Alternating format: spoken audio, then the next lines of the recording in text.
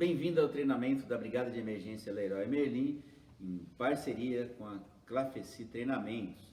Meu nome é Claudinei, tenente do Corpo de Bombeiros de São Paulo, enfermeiro com pós-graduação na área de emergências e cuidados intensivos.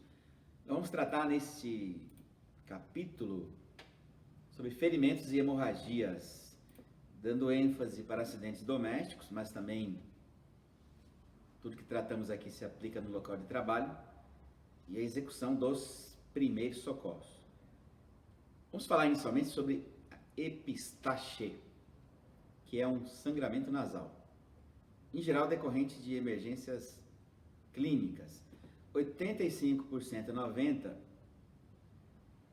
ocorre na mucosa do septo nasal anterior, ou seja, na parte anterior do nariz. Em torno de 10% lá na parte posterior, onde não é acessível pelos procedimentos de primeiros socorros. Então, a maioria dos procedimentos de primeiros socorros vão resolver esses problemas relacionados à mucosa do septo nasal anterior. E alguns vão precisar de assistência médica imediata. Esses sangramentos ocorrem em consequência da rinite, sinusite, muitas vezes, se a pressão está muito alta e por si só já provoca fragilidade em vasos sanguíneos superficiais, poderá haver ruptura desses vasos sanguíneos e provocar sangramento nasal. Mas é muito comum em crianças pelo hábito de ficar cutucando o nariz, assoando o nariz com frequência em alguns adultos, e o uso de medicações que são usadas como adstringentes nasais. Pessoas que têm coriza, outros problemas, acabam usando de forma indiscriminada spray, que ele tem um poder de vasoconstrição. O seu uso constante pode provocar problemas nos vasos sanguíneos, incluindo lesões locais, e a pessoa apresenta hemorragia com frequência. Então, temos que ser moderado, ou seja, usar esses medicamentos se necessário e conforme a prescrição médica. O tratamento da epistaxe, ou seja, o sangramento nasal, é muito simples, mas as pessoas fazem coisas erradas em geral. Primeiro, repouso, deixe ele sentado numa cadeira. Quanto mais movimento, mais ativa a circulação, maior o sangramento. A cabeça deve estar inclinada levemente para frente e não para trás, como as pessoas fazem. Se colocar a cabeça para trás, acaba engolindo sangramento. Uma criança muitas vezes acaba até aspirando secreção, ou seja, sangue. Deve-se orientar a pessoa a respirar pela boca. Se ela tiver capacidade para manter a compressão, oriente que faça isso pelo menos 5 minutos, contínuos de pressão, que é o tempo necessário para formar um bom coágulo de sangue, coágulo firme. Agora, se a criança não tiver capacidade de executar a compressão, o adulto fará por ela. Nós podemos associar a compressão com a aplicação de compressas frias sobre o local. Então, um pano envolvido em gelo, molhado sobre o local. Um saco de água gelada. Haverá uma vasoconstrição associada à compressão. Poderá ser útil na diminuição mais rápida do sangramento. O que não pode ser feito? Depois que parar de sangrar, querer assoar o nariz para tirar os coágulos, porque aí vai retornar o sangramento ativo. Se não parar, obviamente que esse sangramento está ocorrendo por algum problema de coagulação, a pessoa poderá ter algum problema de coagulação sanguínea, várias doenças provocam isso, ou às vezes ela faz uso de medicamentos cujos efeitos colaterais é interferir na coagulação sanguínea. Ou ainda, a hemorragia é na região posterior do nariz, inacessível por compressão, e precisa muitas vezes de procedimentos de cauterização para controle do sangramento. Se a pessoa tem pressão alta, fica mais difícil conter esse sangramento. Então é preciso, com repouso e muitas vezes com medicação, diminuir a pressão arterial. Fica essas dicas importantes para a prevenção e também para o tratamento da epistaxe. Deve-se evitar usar, por exemplo, introduzir papel higiênico no nariz, algodão no nariz. Você vai ter que remover isso daí. Na hora que remover, certamente o coágulo aderiu nesses materiais e será removido. E nem sempre esses produtos inseridos são estéreis, causando contaminação. Um acidente muito frequente envolvendo crianças, mas também adultos, são mordidas de animais de estimação até. Então o ideal é ensinar as crianças a não perturbar seu animal de estimação, como puxar a cauda, retirar a comida. Tente retirar o osso de um cachorro pequeno, mansinho. Isso pode levar o animal a morder, a agredir. Não deixar o rosto colado perto do animal. Muitas vezes o adulto faz isso, a criança quer fazer, até com um animal que não é dele, e poderá ser agredido. E o mais importante é manter esses animais domésticos vacinados. Existe um programa de vacinação para evitar doenças, especialmente a raiva, que a raiva é mortal. Duas doenças são mortais: raiva, tétano. Por isso que existe prevenção e vacinação. Esse é um tipo de ferimento extremamente contaminado e que exige o seguinte procedimento: lavar rigorosamente o local com água e sabão, detergente neutro, sabonete, algo dessa natureza, para remover as sujidades, as bactérias, a saliva do animal contendo contaminantes. Então é importante essa observação, porque em geral não se irriga, não se lava ferimentos. Então 2 ferimentos merecem lavar rigorosamente: escoriações. Criança caiu da bicicleta e ralou o braço, ralou o rosto, são ferimentos superficiais. Leva para debaixo do chuveiro, lava com água e sabão rigorosamente. E os ferimentos com mordidas de animais. Controla-se a hemorragia se houver um sangramento ativo, através de curativos compressivos, veremos adiante. Conduz para um pronto-socorro. Importante manter o animal sob observação. Todas essas orientações serão dadas no pronto-socorro, até para verificar a necessidade de se tomar as vacinas de prevenção ou de tratamento. Mas os procedimentos de primeiros socorros basicamente são esses. Acidentes com linha de pipa frequentemente levam a lesões, não só da pessoa que está se divertindo, mas também é uma das causas de morte de motociclistas, ou ferimentos graves em braço, pescoço, ou ainda muitas vezes a criança coloca o braço fora do carro, a cabeça fora da janela do carro e é surpreendido com a linha de pipa, que causa lesões inclusive com a morte. São cortes profundos feitos por linhas de grande resistência, envolvidas por muitas vezes limalha de ferro, pó de vidro com cola, que podem, se no pescoço, lesar uma artéria carótida, que faz a irrigação sanguínea cerebral, veias jugulares de grosso calibre, com perda sanguínea muito rápida, muitas vezes nem dando tempo de chegar num hospital. É proibida a venda, a comercialização, mas em geral é feito dentro de casa e muitas vezes com auxílio dos pais. Coloca na mão de uma criança uma arma mortal. Existem outras formas de diversão, mesmo soltando pipa, mas sem produzir lesões em si próprio e em outras pessoas. Temos aqui alguns exemplos disso: motociclista com o pescoço cortado, outro aqui na altura dos olhos, O que se orienta aqui, o motociclista, sabendo disso, coloque dispositivos de proteção na sua moto, como por exemplo uma antena corta-linha de pipa.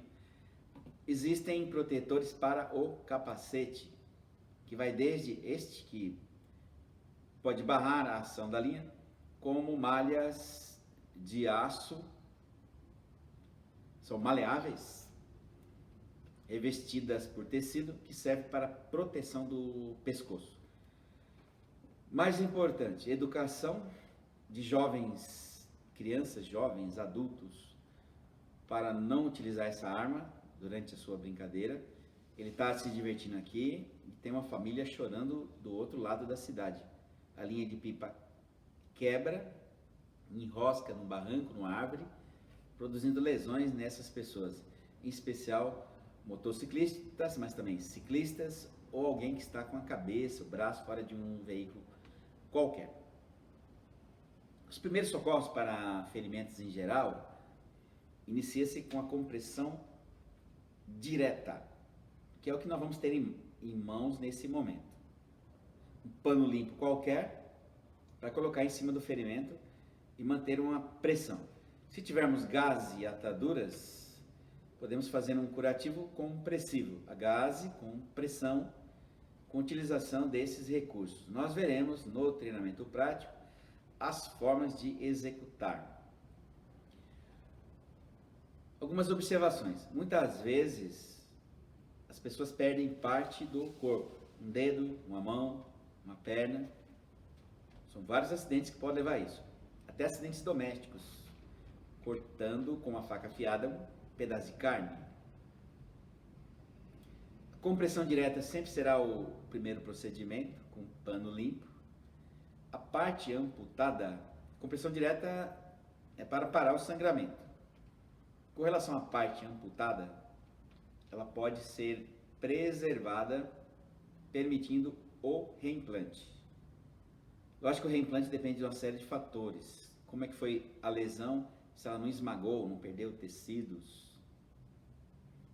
destruiu toda a circulação local, nervos foram muito afetados, precisa chegar no hospital rapidamente, uma equipe responsável por microcirurgia, neurocirurgiões, executar esse reimplante. Mas para isso o membro tem que estar preservado. Se ficar exposto à temperatura ambiente, haverá uma aceleração da morte celular. Então, o resfriamento corporal diminui a morte celular. Nós podemos pegar essa parte amputada, envolver num plástico. A importância de ter um plástico estéril, ou um plástico limpo, ou mesmo um pano limpo, e colocar dentro de um recipiente com algumas pedras de gelo. Uma forma, duas formas. Feche esse recipiente para manter ele fresco e seco, sem contato diretamente com líquidos.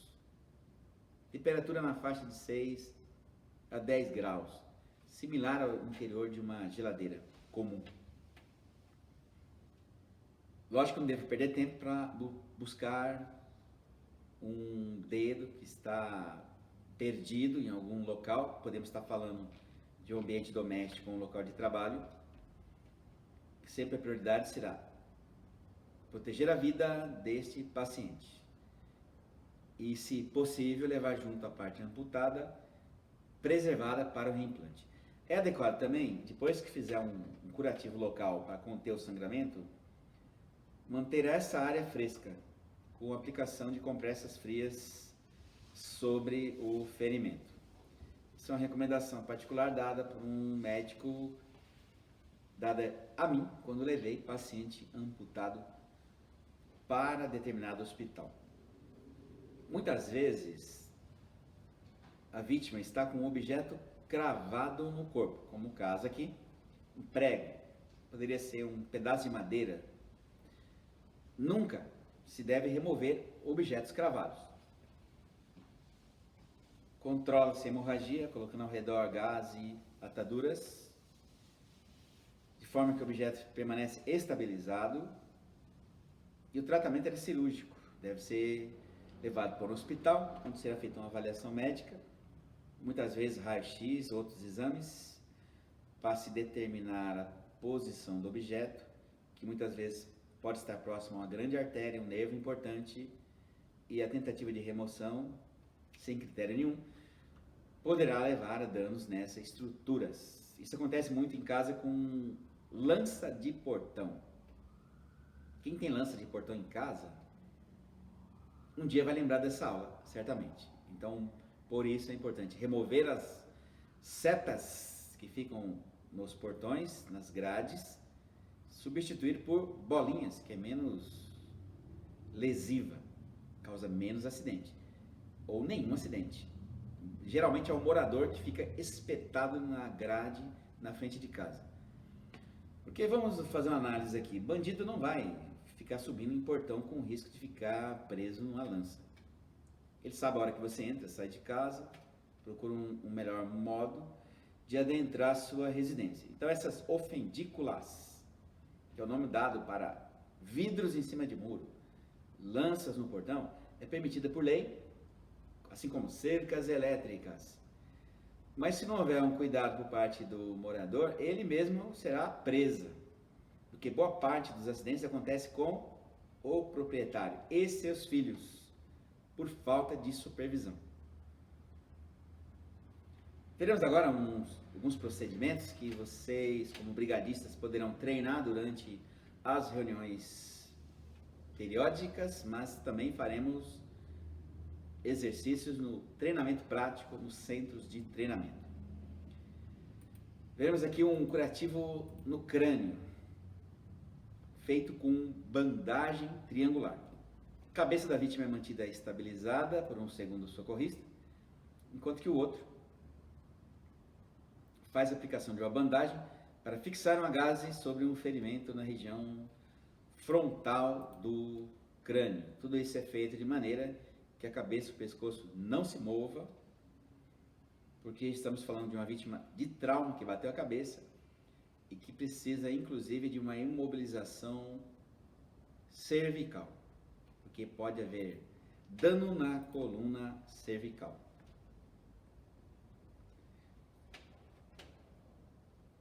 Essas vítimas de trauma grave necessitam ser colocadas numa prancha para imobilização.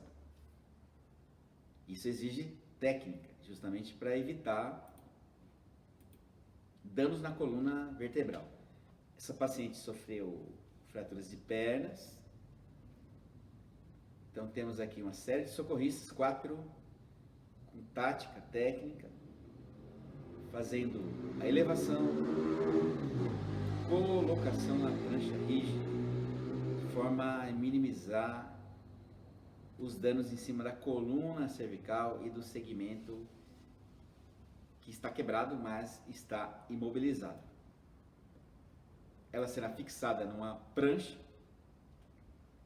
com técnica adequada, completando a imobilização definitiva, antes de ser levada para um ambiente hospitalar em uma ambulância. Então toda vítima de trauma grave sofreu um corte porque tomou uma pancada na cabeça. Tem uma fratura exposta que está sangrando.